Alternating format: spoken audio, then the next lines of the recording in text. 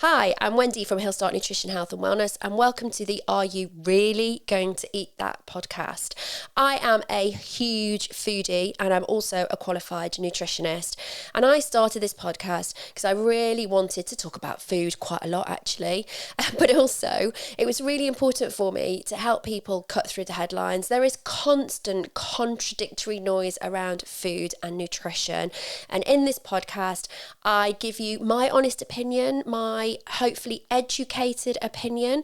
I also interview some experts and also some great foodies as well. The purpose of this is to give you those facts and those tools so you can go away and apply them to your own diet and the food that you eat, and hopefully give you some inspiration along the way.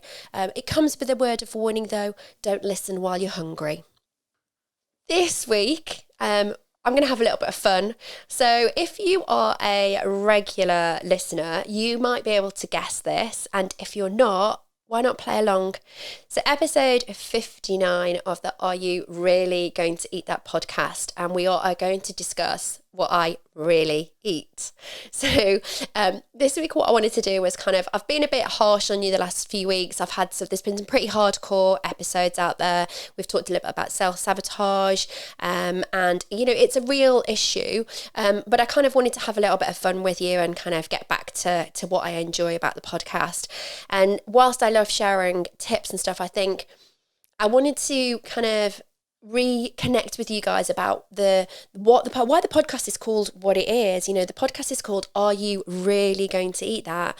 And actually, as a nutritionist, I often have conversations with people where I either eat things that they don't expect or I don't eat things that they do expect. So that's the purpose of this week. So that's why I want you to pause now, and I'm going to share with you this week 5 things that I eat that might surprise you and 5 things that I don't eat that might surprise you. So pause now if you can, make a note of them, and then tell you what, why don't you tag me on social media at He'll Start Nutrition and tell me how many out of the 10 you got right. I'd love to know. Be honest and tell me. Like I said, if you are a regular listener, you might get 10 out of 10. I'll tell you what, if you do, then there might be a bit of a prize in it for you. So be honest, have some fun, get the family to join in. I can't help myself. I'm going to be sharing some tips as well. But honestly, I just wanted this to be a bit of fun and to give you a bit of insight as to what I eat, not all the time, but what I eat sometimes and what I don't eat sometimes. So we're going to start with the things that I do eat that might surprise you, because after all, that is, are you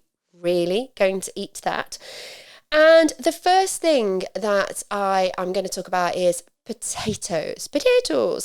Sorry, I shouldn't really do that. And it's one of those ones that I don't get why people are so anti potatoes. What is why?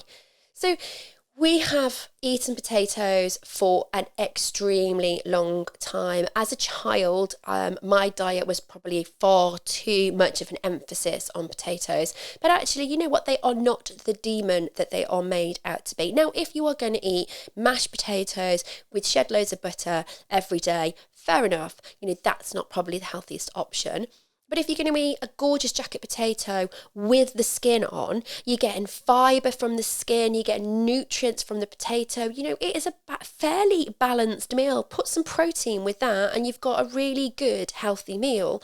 Don't be afraid of potatoes, and I love potatoes, and I like them in every form. So I love mashed potatoes. That's definitely a weakness of mine. I love potato rosties. I love potato cakes. I like roast potatoes. I like chips. Any way, shape or form, I will quite happily eat a potato. I have a fab fact for you if you are worried about potatoes. So the reason we worry about potatoes so much is because they have what we call like a lower glycemic number. And so it means that our bodies process it fairly quickly and transfit that energy into glucose, which can cause an energy spike, a glucose spike. And if you are worried about your insulin levels, then this can be an issue. It also can cause an energy spike and dip. So I'm not talking about eating mashed potato on its own. I'm talking about eating potato as part of a balanced meal. And that always comes with a bit of a caveat. But actually, I have a fab fact for you as well, is that potatoes, if you cook them and cool them, and then reheat, well, actually cook them and cool them and eat them, or cook them, cool them, and you can reheat them, they have more resistant starch, which means that they are even harder for our bodies to break down. So if you are a little bit worried about potatoes, then cook them up, cool them down, and then cook them how you want to. And actually, when I'm making roast potatoes or I don't really eat chips. I'll probably eat wedges more than chips. I leave the skin on. I'll often do that because I don't have the time in an evening to be messing about parboiling a potato to then chuck it up and put it into the oven to make chips with it. So I'll often cook a big batch of potatoes up, put them in the fridge, and then cook them up at a later date, and reheat them. So helps with the resistant starch. So number 1, potatoes. Number 2, full fat food. Just going to leave that there for a moment. Full fat food. How scary is that for some of you? Okay, you're coming out in a bit of a hot sweat. There is no low fat food in my house, and I do eat dairy, and I do understand that some people don't eat dairy and can't tolerate dairy, but full fat stuff. And if I say to a client, I kind of wish I could take a picture of their face sometimes when I'll say to them, you're not having enough perhaps protein and fat at breakfast. We're very habitual about breakfast. It's one of the hardest meals I get for clients to change. And so you might have a bowl of cereal, a piece of toast, and that's got no protein and pretty much no fat in it, and I'll say, well, why don't you have a bowl of yogurt with some fruit, make sure it's full fat yogurt, and you can hear almost hear the gasp of oh my god, full fat yogurt.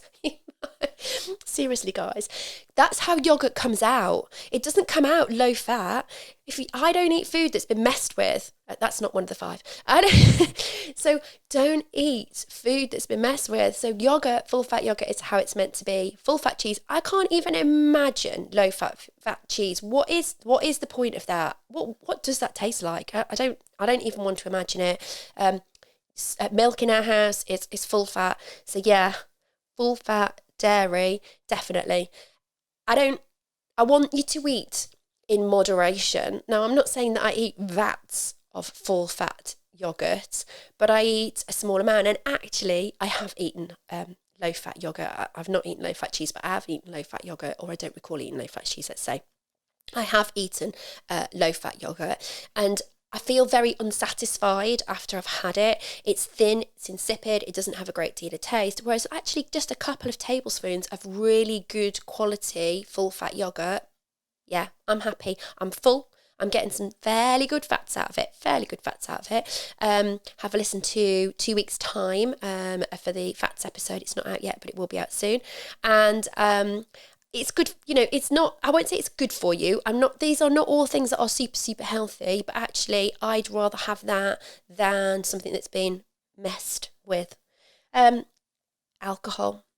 Number 3 is alcohol. Hey, we live in the real world, don't we? And I like quite a lot of different kinds of alcohol, actually. It's probably easier if I tell you which alcohol I don't like. I don't like whiskey, so don't buy me whiskey. I don't like whiskey, and I don't like brandy. Other than that, I'm pretty easily pleased, to be honest. No, obviously I don't drink alcohol every night. I try not to binge drink too often, but I love a cocktail.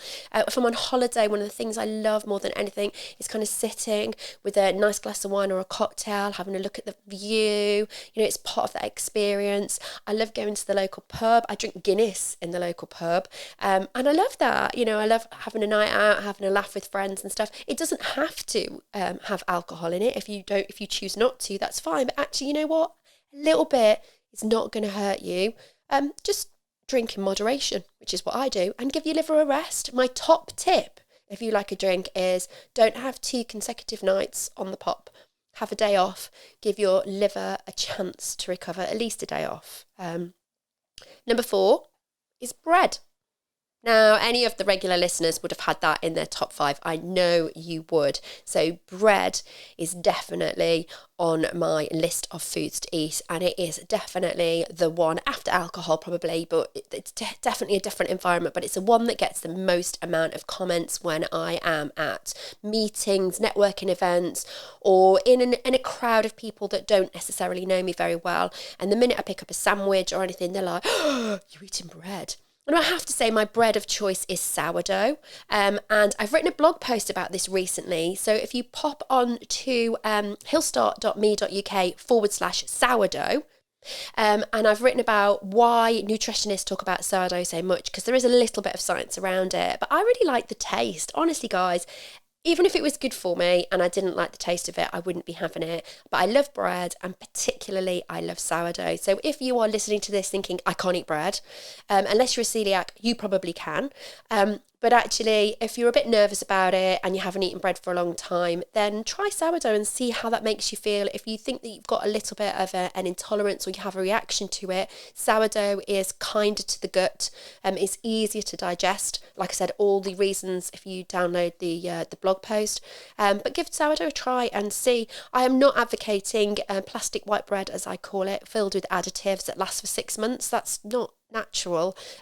Good quality bread should last a day or so, because it's got bread, yeast, flour, or if it's sourdough, it's just got bread, yeast, flour. I just realised I said that. So it's got water, flour, yeast in it to make bread.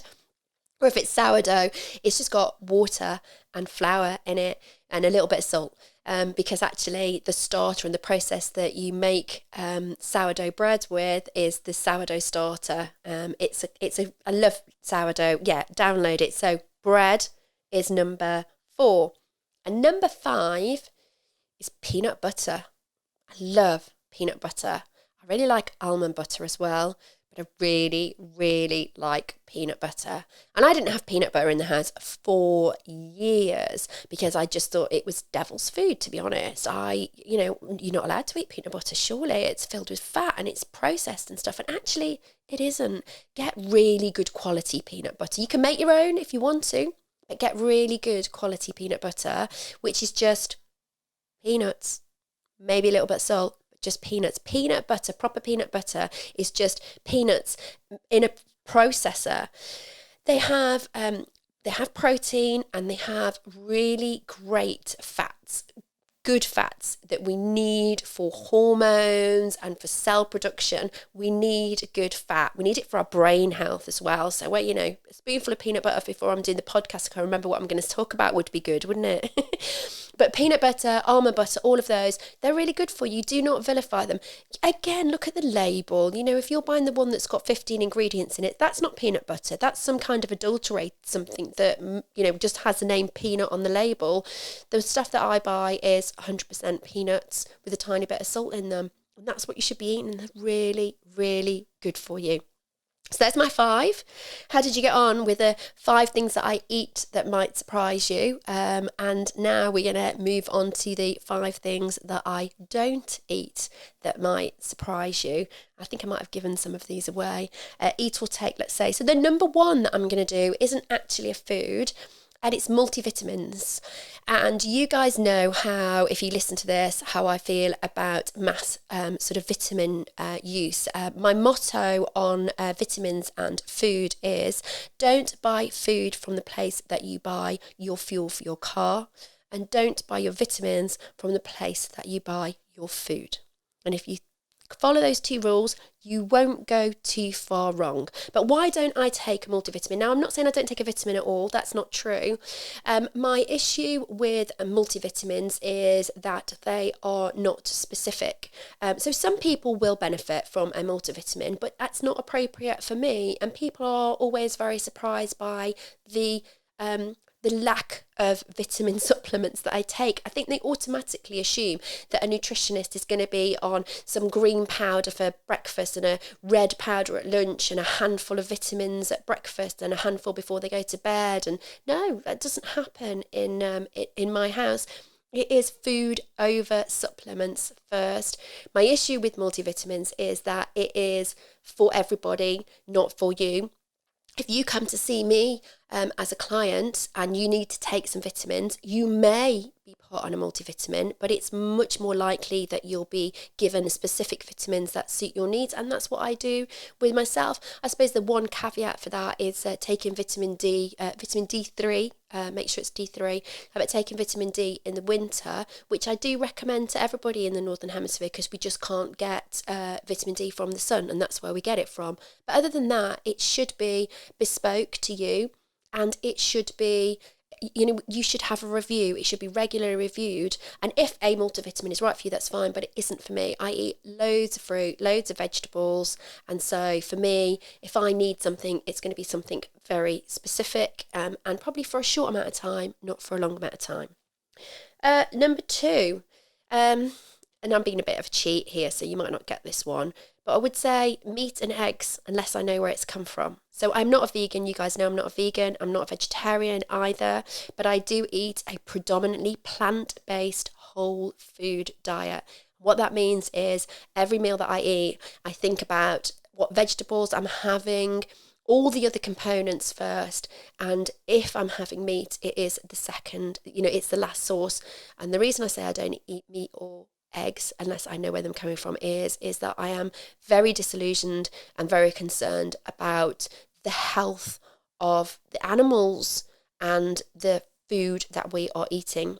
And I want to know that if I am going to eat meat or eggs or fish, I want to know where it's come from. I want to know the conditions that the animal has been kept in. I want to know what hormones it's had. I want to know if it's been pumped full of something not great. I want to know actually, how has it, where was the slaughterhouse? How far has it had to travel? Has that animal lived, in the right conditions?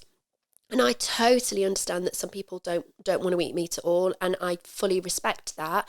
Actually, for me, I do eat some and a small amount, but it's really important for me. It is 100% quality over quantity. That is how I feel about it. I also make sure that I eat, as much of the animal as I possibly can, and that's my decision and my journey. And that's not to say that anyone else's is different, but personally, I need to know where that has come from.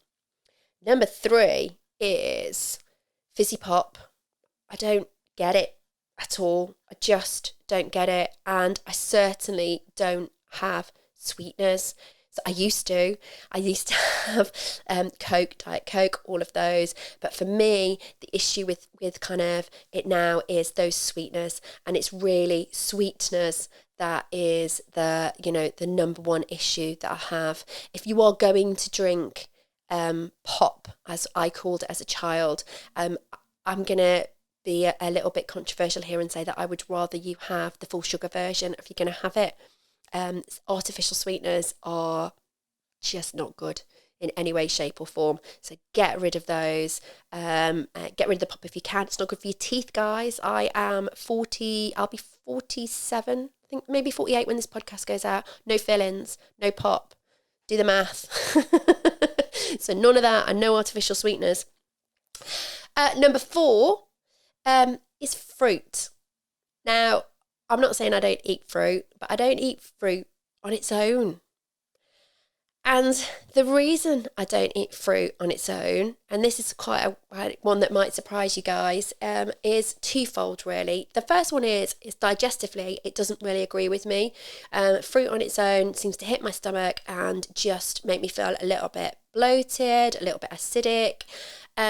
It's high sugar, but it's natural sugar. It's good sugar. So fruit is not bad. That is not what I'm saying. But for me, fruit on its own is too much sugar, and it's just not great.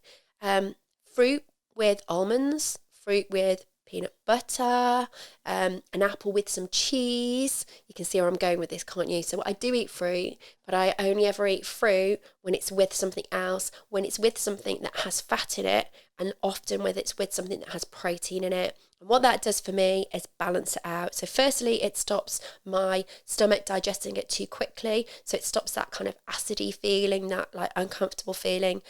It stops the sugar rush because it takes my body longer to digest it. So therefore, I'm going to get the energy for longer. So fruit on its own for me, I know lots of people who go, I don't eat, I've got a really great diet. I just have 5 pieces of fruit throughout the day, and then I have a meal in the evening. And I'm going, oh my goodness, I couldn't do that. I don't know how that works. So fruit for me on its own is a no-go. Love fruit. Fruit is really good for you. I'm actually more of a veg girl, definitely more of a savoury. But yeah, fruit with something. Apple with cheese, apple with almonds. I really like dates with almond butter. That's one of my favourites. So there we go. And last but no least, number 5, and I kind of already told you this already, I don't eat low-fat food. Seriously, I don't get it. Food that has been messed with, in my opinion, is not worth messing with. It's not worth eating. Why would you want to do that? What is the benefit of it? We have evolved to process food in its full form.